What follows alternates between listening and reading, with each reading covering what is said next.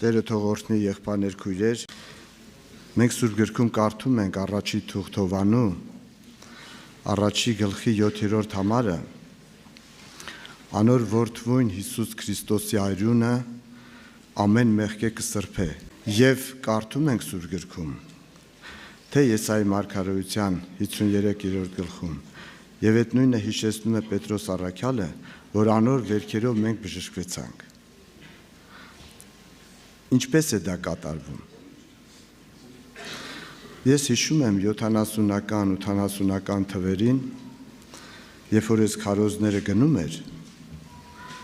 ես միշտ աղոթում եմ Տեր քո արյունովդ մաքրի, արյունովդ մաքրի, արյունովդ մաքրի, որ հին մարդից ազատվեմ, քո վերքերով բուժի, քո վերքերով բուժի, բայց այդպես էլ չէր ելնում։ Երբ է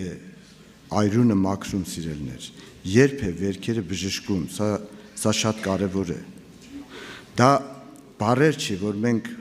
24 ժամ ասենք այրունովդ մաքրի ու մաքրվենք, կամ վերքերովդ բուժի ու բժշկվենք։ Պետք է ճանաչել Քրիստոսի այրունը եւ նրա վերքերը որպես ապացույց Աստծո խոստումներին, ապացույցն է մաքրում։ Հիմա Հիսուսը քեզ ոնց համոզի, որ կյանքը ինքն է։ Այրունն է ապացույցը, երբ որ բացվում է քո աչքերը, դու սա ճանաչում ես, այդ այրունը ամեն օր քեզ մաքրում է մեղքի գայթակղություններից, հին մարդի ստերից։ Երբ որ դու ճանաչում ես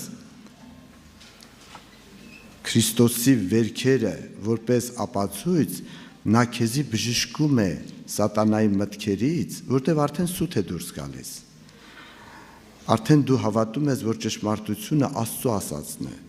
եւ այդ վերքերը ամեն օր քեզ բժշկում են։ Այրունը քեզ չի կարող զրկել։ Այրունը փրկում է, չի զրկում։ Այրունը չի կարող իր շահը փնտրել։ Ես ինչի համար եմ սրանք ասում, որտեղ լրիվ սատանան այս սերմերը ցանել է մարդի մեջ։ Այրունը չի կարող, սիրելիներ, իր շահը փնտրել։ Այրունը խոսում է արդեն, որ քո շահն է փնտրում, քո համար է թափվել։ Ճանաչեք ճշմարտությունը, եւ այս ճանաչողությունն է բժշկում։ Եվ աղոթքը պետք է ծնվի ճշմարտությունից, որ չլինի ոգևորություն կամ իմաստության համոզիչ խոսքեր, հապա լինի ճշմարտության արդյունք, երբ որ Աստծո խոսքը քո մեջ ծնում է աղոթք, եւ այդ աղոթքը զորավոր է ու դու փառավորում ես Տիրոջը։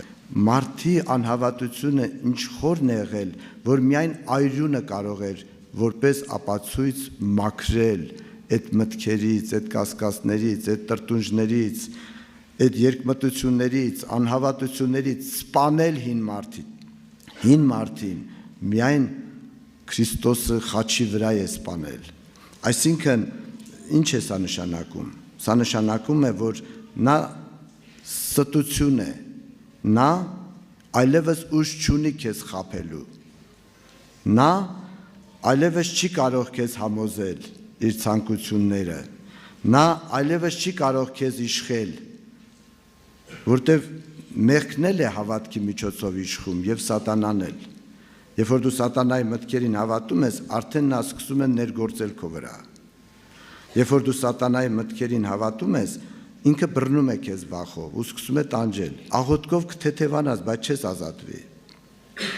Ազատվում են ճշմարտությունը ճանաչելով։ Երբ որ դու այդ մտքերին էլ չես հավատում, նա դադարում է քո վրա իշխելուց։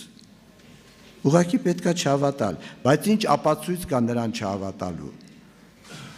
Երբ որ զրուցում ենք, ասում է եղբայր ջան, դե սուտ են սրանք, ես էլ եմ հասկանում, բա որ հանգարց կատարվի։ Ուրեմն այրյան ապացույց է այդ այրունը, վերքերը դեռ քեզ չի բուժել, չի գործել քո կյանքում, որտեվ դու չես ճանաչել, որտեվ Հիսուսի այրունը խոսում է, Հիսուսի վերքերը խոսում է, որ ճշմարտությունը Տերն է, նրա խոստումներն են ճշմարտությունը, իսկ հակառակորդը ստության հայրն է, եւ այս ճշմարտությունն է քեզի ազատում։ Մարդը հավատալով Աստծո խոսքին ազատագրվում է, մաքրվում է, բժշկվում է եւ մեղքի կյանքը դառնում է աղբ։ Սա միայն արյունն է մարդին ապացուցում։ Եվ Գաղատացիս 4:19-ում մենք կարդում ենք. սա ավետարանի վարդապետությունն է։ Սա ճշմարտության վարդապետությունն է, որ մարդի մեջ կառուցվի Քրիստոս կյանքը, երբ որ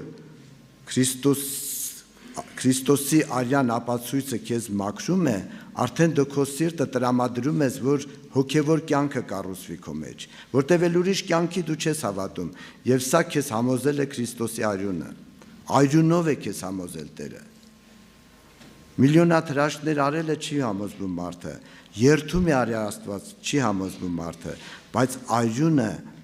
արյունը Հիսուսի համոզել է եւ մարդիկ այստեղ ժողովուրդ կան, որ իրանց սիրտը տրամադրել են, որ Քրիստոսը կառուցվի։